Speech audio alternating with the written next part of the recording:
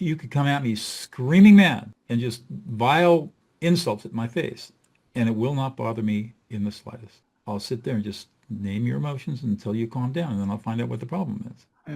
And once you learn that skill, you recognize the truth of that Tai Chi paradox. And you no longer have to defend yourself. You no longer have to get defensive. You no longer have to have anxiety. Yeah. It changes your life. And for men, it's changed men's lives that I worked with, and I worked with a lot of men, both inside of prison and out, completely changed their lives.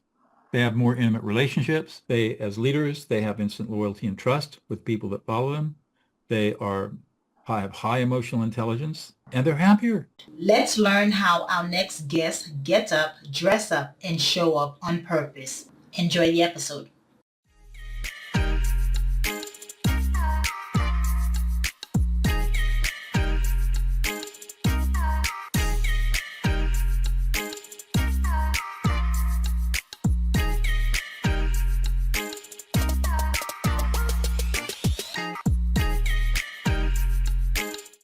Hello, morning enthusiasts. Welcome to the Best Morning Routine Ever podcast. I am your host, Dr. Lunid, and today I am elated and super excited to have a very special guest joining us today, Doug Noll. Now, born with significant disabilities, that did not stop him. We're talking about partial deafness and near blindness.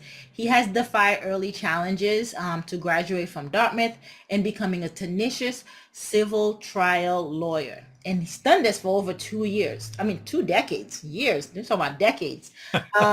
He's made a radical pivot in 2000, leaving law altogether to pursue a mission of peace. And we're going to hear all about that, what that looks like. He is a trailblazer in de-escalation. He has dedicated his life to resolving human conflict. And boy, do we have a lot of that.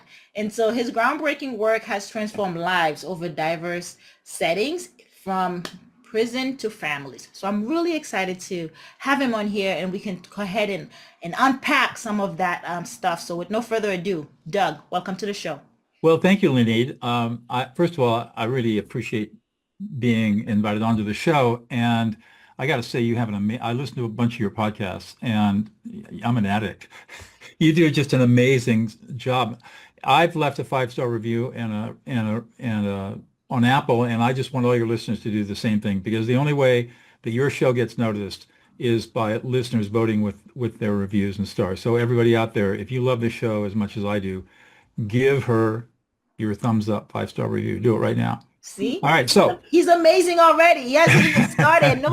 He hasn't even said a word about himself. Talk about being humble. It's all about service to others, right? Yeah. So, what I want to start with kind of what I do today and then how I got there. Yeah. So what I do today is I help people learn how to stop fights and arguments in their lives forever. I'm a professional peacemaker and mediator, and I have a master's degree in peacemaking and conflict studies along with my law degree. Yeah. But I've developed a really unique set of skills that we'll talk about here in a minute that allows you to calm any angry person in 90 seconds or less and never have a fight or argument again. So if you're a high-performing individual and you got fights and arguments in your life, or you have difficult conversations, or maybe you have arguments with your intimate partner or with your kids, or you've got some chaos at work, I'm the guy you call to come in and help you learn how to transform all of that stuff. Tune in, because I was just going to ask you, does it work for spouse? It works on marital, because you will change lives. That's right. This 20 minutes. But I didn't start there. I didn't start where I am right now. It's not where it all started for me. As you described, I was born with a lot of disabilities. None of them were so severe that they had to put me away somewhere. but they were significant enough to cause me a lot of emotional trauma as a child. But I was blessed with a good mind. And as you said, I went to Dartmouth. And in those days, if you didn't go to med school, you went to law school. So I came back to California, went to law school. And as you said, I embarked on a 22-year career as a civil trial lawyer here in Central California, very successful. But mid-career in the late 90s, I sort of took stock of where I was at and recognized that I just wasn't serving very many people as a trial lawyer. And I just said, I'm not going to do this anymore. And I learned about this new master's degree program that I mentioned in peacemaking and conflict studies. And I enrolled. And for 3 years, I was a full-time graduate student. a three-quarters time law professor and a full-time trial lawyer. Wow. It about killed me. You're still alive. So I'm still alive, kicking, really healthy. So anyways, couldn't come to agreement with my partners on what to do. So I said, screw it. Gave 1 week's notice, left 10 million bucks on the table, walked away and started my peacemaking practice. And it was really the best decision I've ever made in my life. The one thing I didn't have, Linid, was the ability to calm people down. And I was getting called into some very high stakes, high emotion conflicts where a lot of money was at stake, but people really hated each other and they would scream and yell and, incipient violence. I mean, it was rough. So I had an insight finally in one of these mediations in 2005, and it was listen to the emotions. Don't listen to the words. And when I had people do that, it was magical. Within 10 minutes, everything was calmed down. And within 20 minutes, people were talking and negotiating and working their stuff out, and they were empowered and cool and no more emotion. And it was just a function of listening to what they were feeling, not what they were saying. 2 years later, a brain scanning study came out of UCLA, out of Matthew Lieberman's lab, that showed what happens when you tell somebody what they're feeling. So this just isn't some psychology thing. This is this is the activity that occurs in our brain. And what Lieberman's study shows is that when you listen to and validate somebody else's emotions, you inhibit the emotional centers of their brain. I know you're an organizational psychologist, so you'll get this. You inhibit the emotional centers of the brain and you reactivate a part of the brain called the right ventrolateral prefrontal cortex, which, as you know, is part of the executive function of the brain. And people literally calm down in 90 to 120 seconds. And it works every single time because that's the way our brains are hardwired. It'll work on every single human being without fail. Yeah. It So allows them to rationalize, to think, feel heard, feel seen. Yeah. People need, exactly right. People have a deep need to feel heard, to feel seen, to be validated, and to be understood. And when you do this, the gratitude you get back from people is absolutely phenomenal. People will say, I've never been listened to before. Thank you for listening to me. I've never been listened to before like this before. Yeah. What I hear from you is also that defense mechanism is shut down, right? Because there's no need to prepare or think about what you're going to say because now you understood, you're heard. So your nervous system does relax and you can actually now receive what's being said to you. That's right. And in fact, that's exactly what I teach. Is you're looking for 4 autonomic relaxation responses: a nodding of the head, yeah, a verbal response like yeah or exactly, dropping of the shoulders, and then a sigh of relief. They've relaxed. Yeah. And the emotion is gone. And now now we can go about problem solving or negotiating or doing whatever we have to do. It's amazing. Just amazing. Yeah, that's powerful stuff. And so this is the 90-second or less. This is the tactics you show with the four different. Yeah. So let me just, I don't want to keep you in suspense. Let me tell you how to do it. Yeah. So it's a 3-step process. The first thing you have to do is learn how to ignore those angry words. Okay. Now, if you just got to make it white noise. You've heard angry words before. There's nothing new here that you have to listen to. And you have to overcome our cultural programming that tells us we have to listen to people. No, we're not going to listen to them. I can tune them out. We're going to ignore those words. It just becomes white noise. Yeah. And what we're then going to do is we're going to empty our minds. We're going to just stop thinking for a moment and just be in presence with this other person and allow our brains to process what emotional experience the other person is having. It turns out that this is another innate ability that we have. It's the ability to read and understand somebody else's emotional experience. And we can do it fast and accurate and effortlessly. The only reason we don't do this is because we have a culture that tells us that emotions are bad, emotions are evil, emotions make us vulnerable. And so we shy away from emotional skills like these, and we never develop this innate ability that we've had for millions of years. There's a whole evolutionary biology behind all of this, why this occurred and why we have it, which is fascinating. I don't have time today to talk about it, but it is really amazing. So we're going to read their emotions. And basically what will happen is once you've got some practice and training, the emotions will immediately come up in your consciousness. And all you say is, you are angry. So imagine a time, Linid, when you were really upset and angry. Can you just picture a time when that happened? Mm-hmm. All right. An hour ago, couples therapy. This is how it sounds. This is what affect labeling is all about. So Lee, you're really angry. You're frustrated. You're pissed off. You feel completely disrespected. You don't feel heard. You feel invisible. And you don't feel appreciated or supported. And you're really anxious and concerned and scared. And you're deeply offended at what's going on here. And you feel a little bit of shame and embarrassment around all of this. And you're sad and distressed and upset because you feel this loss of connection with all of this anger. And at the end of the day, you feel completely abandoned and betrayed and rejected. And you feel unloved and unlovable. I'm looking at you. What did you just experience? So that candor, that honesty is what we call in psychology and in therapy is that mirroring back what you've heard I and want not to, deflecting, if right? if I can, let's get nuanced about this. That mirroring was the old active listening stuff of Thomas Gordon back in the 1950s. Mm-hmm. Mirroring technically is when I repeat word for word what you've just said. Mm-hmm.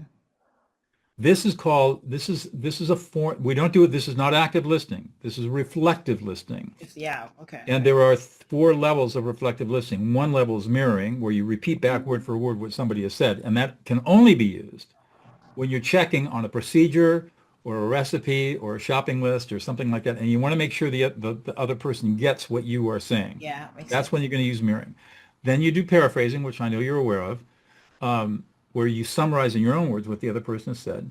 Then we have a level of reflective listening called core messaging, where I'm really going to be using metaphor to help you articulate what you're trying to say. Yeah. So you use core messaging when people are running all over the place with their words. They're kind of verbal diarrhea. They don't know what they're saying, and you help them find their meaning. And then finally, the deepest level is affect labeling, where I will reflect your emotional experience using a you statement. Notice that there are no I statements in any of this. Yeah. And that's the power of all this stuff. And then that's the last one you just did with that's the I just did reflecting affect labeling, and back. that's the key. When you learn to affect label, everything changes. Yeah. Everything changes. And into reading the emotion, you can read what's not being said, right? Because 90% of communication is nonverbal. That's And right. so we're looking at the frowning of the eyebrows and That's squinting right. of the eyes and the Exactly. arms crossing. That's like a That's very right. big, obvious one, but there's some subtle ones. There's some very subtle ones, and we can do this all automatically. I mean, just again, to go into evolutionary biology, we didn't have language, and we didn't even have the ability to develop language until 230,000 years ago. We had to have two genes mutate inside our brains, and our diet had to change as a result of the mastery of fire. So now we could render animal fat Yeah. and cook grains and make them edible. And that created a huge caloric increase, which all of that allowed for our brain capacity to expand with a massive expansion of the pharyngeal tract, the pharyngeal nerves and muscles, which allowed for language to be developed, which then evolved about 50,000 years ago. How did hominids communicate with each other before we had language? Mm. Yeah. Body language. Body language, emotion. Yeah. It's hardwired into us. And we've still got that skill. We just have to learn how to use it. And that's what I teach. Just remember how to use it, right? Because it should be innate. It's something that It's was, just it's like riding a bicycle, right? We can ride a bicycle. It's sort of an innate ability we have to get on a bicycle and ride it, but we have to practice it. We have to learn how to do it. But once we do it, we can do it. It's the same thing with listening to emotions. yeah. And now your work has impacted lives. You said from prison to families to corporations. Right. Tell us about Prison of Peace Project. Yeah. I love talking about Prison of Peace. So in 2009, I got a phone call from my dear friend and colleague Laurel Coffer, who's a lawyer and mediator in Los Angeles.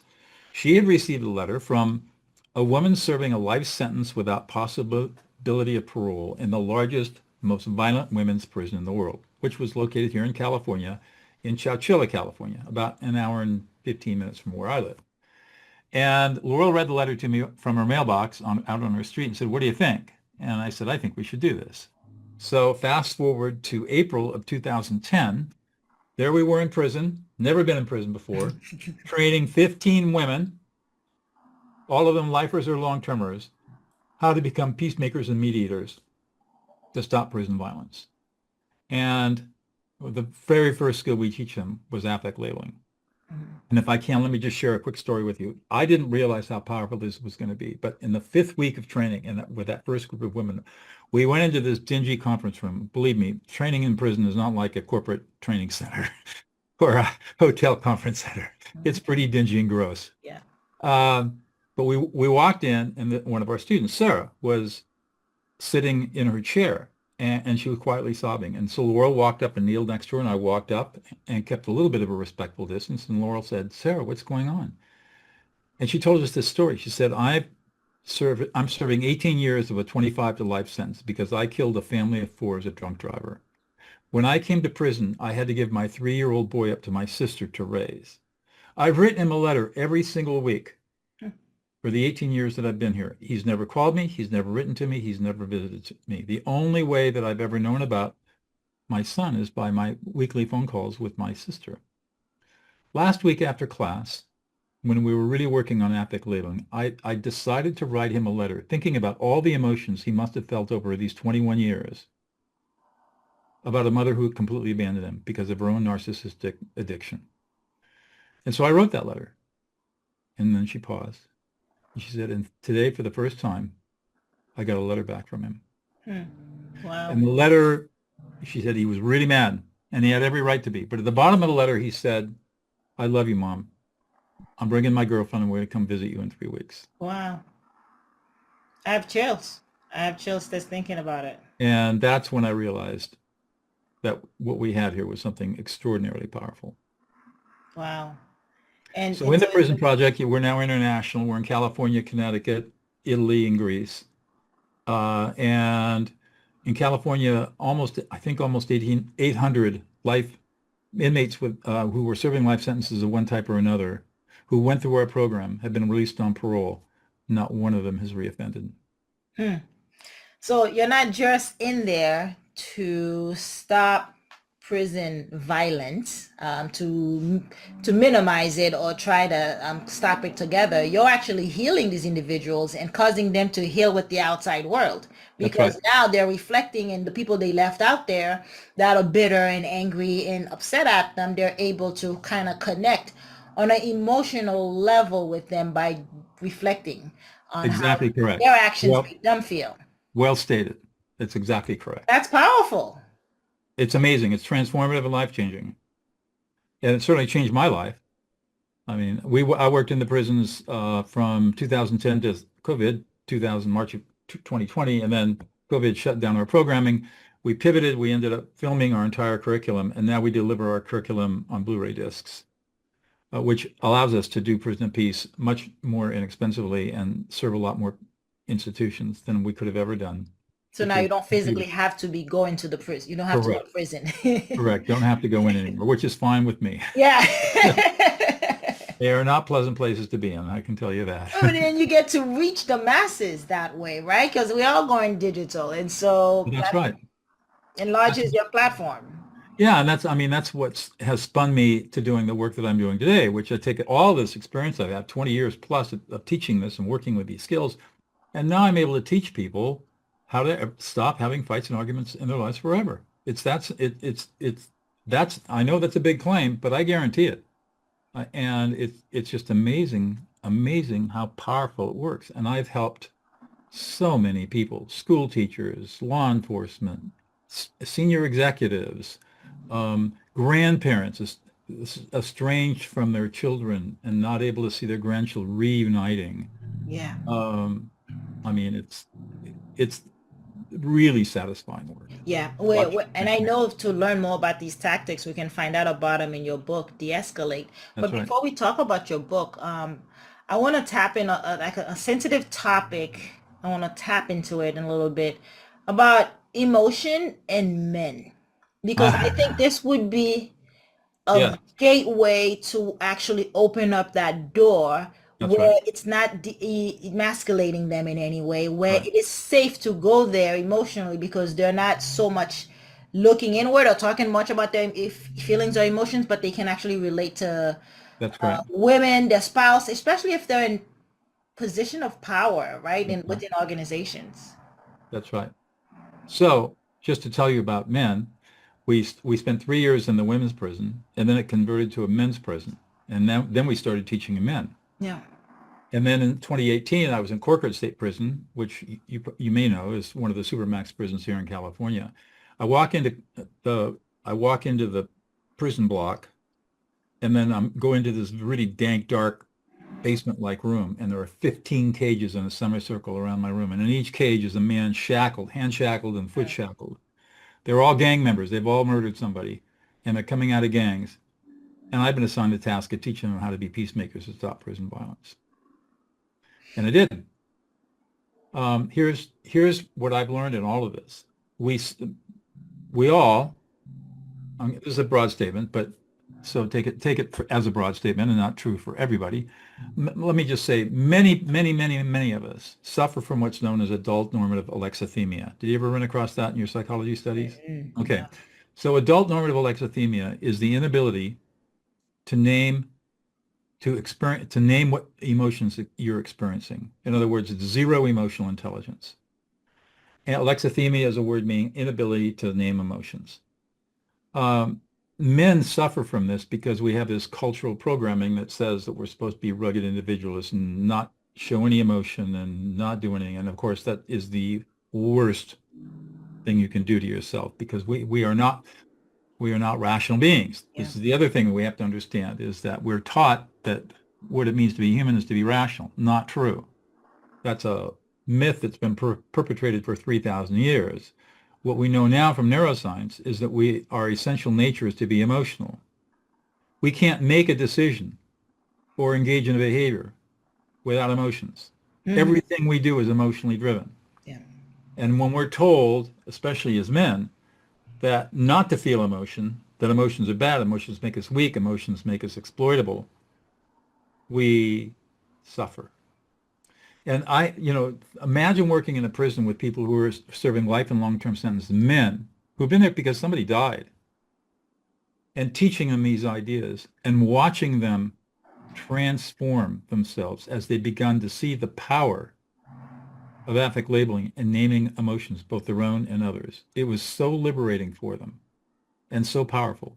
And that's part of the reason why many of them that we trained were able to get released from parole, because they completely changed who they were as human beings, because they tapped into their emotions.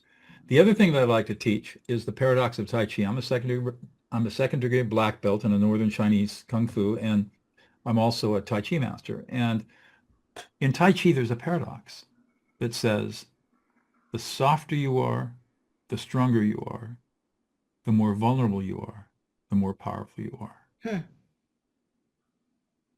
And this work that I do now, it just embodies that paradox. And it's so true.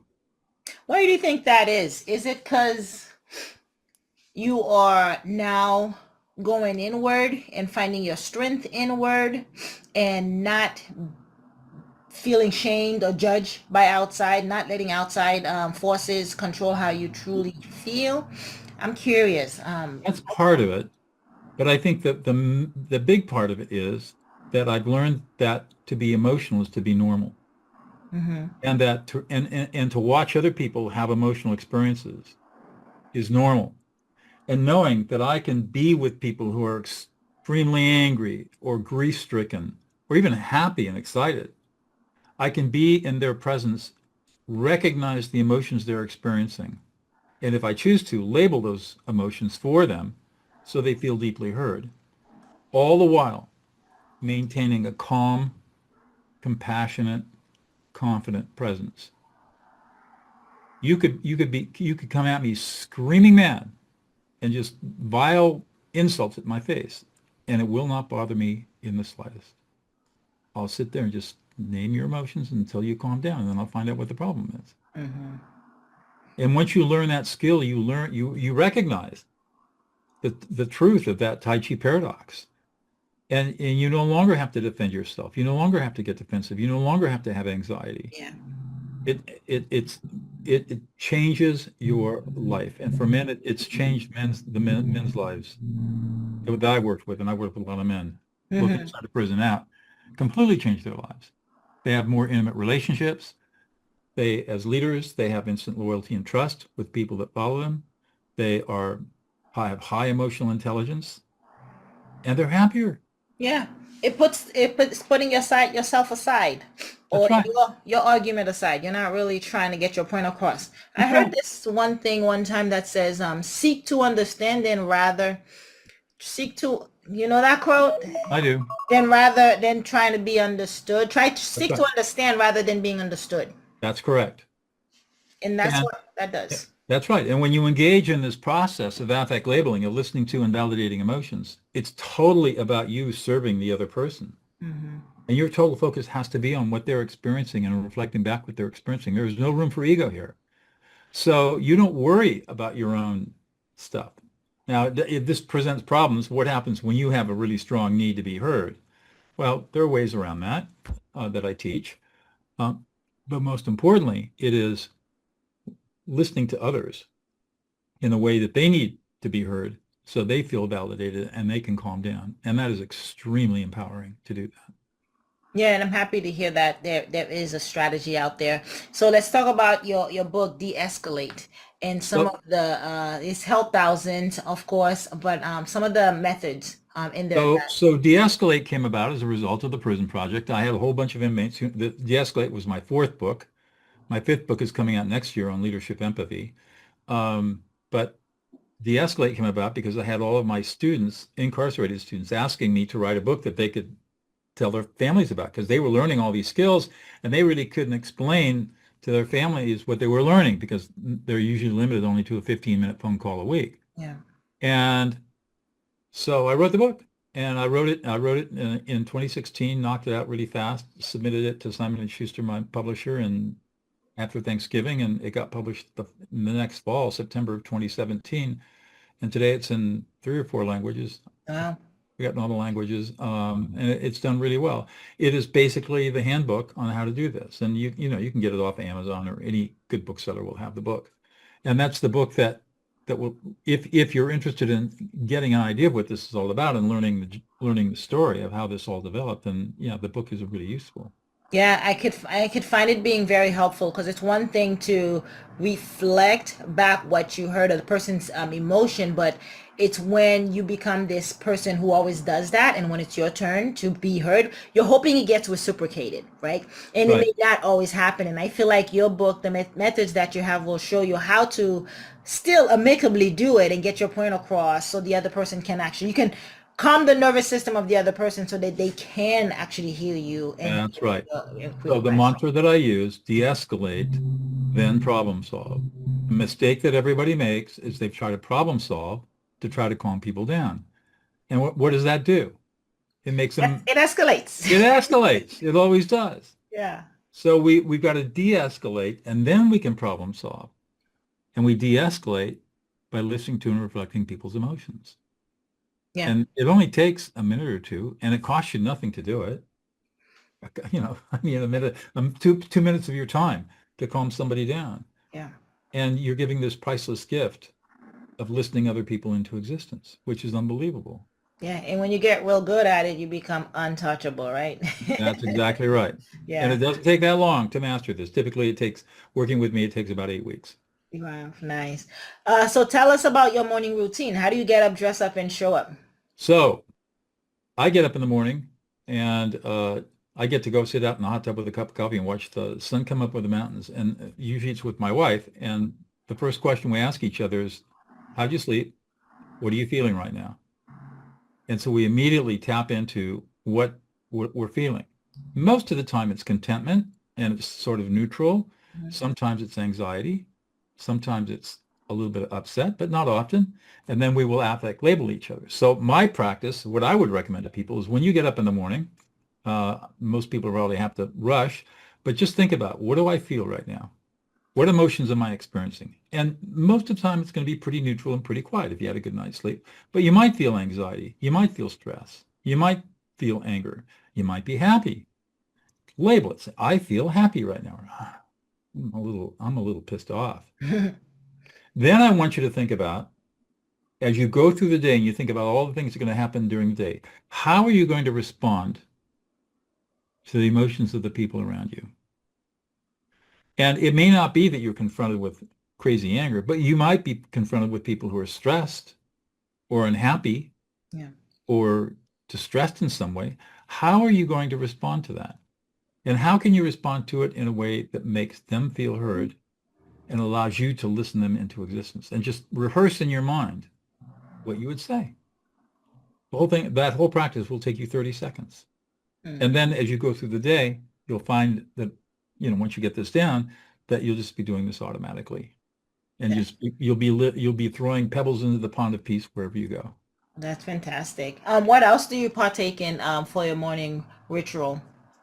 Um, okay, so I get up and, we have our coffee, and then typically I'm at my desk pretty early. I'm usually at my desk by 7 o'clock. I work from my home office, and I, like everybody else, back-to-back Zoom calls through the day, so it keeps me pretty busy. But for fun, I in the wintertime I ski at least 2 days a week.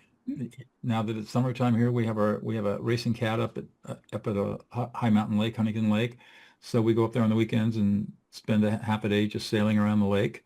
And I love to read and I play jazz violin. So I got lots to keep me busy when I'm not Yeah. working.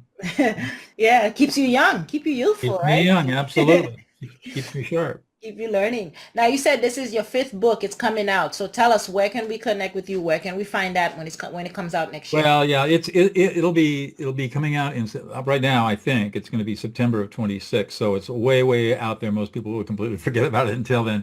It's going to be on leadership empathy, and I'm basically taking these skills and showing leaders how to use these skills to build dynamic teams and how to stop toxicity on their teams. So that's what that's all about. And I'll be obviously actively promoting that book next year. So right now I haven't even been assigned an area. I just turned the manuscript in a couple of weeks ago. So we're just Right. at the beginning process of going through the whole publication process, which Yeah. And if not, we want to connect with you, where can we find you? Where can we find De-escalate?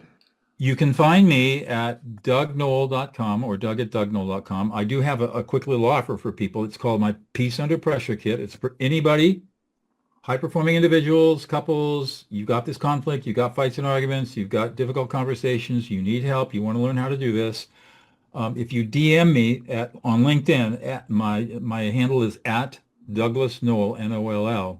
I'll connect with you. And my Peace with Pressure Kit consists of two things. One, it's a really cool de-escalate advisor that we've set up in ChatGPT, and it's really pretty effective how it works. You type in your problem, and it'll tell you what to say.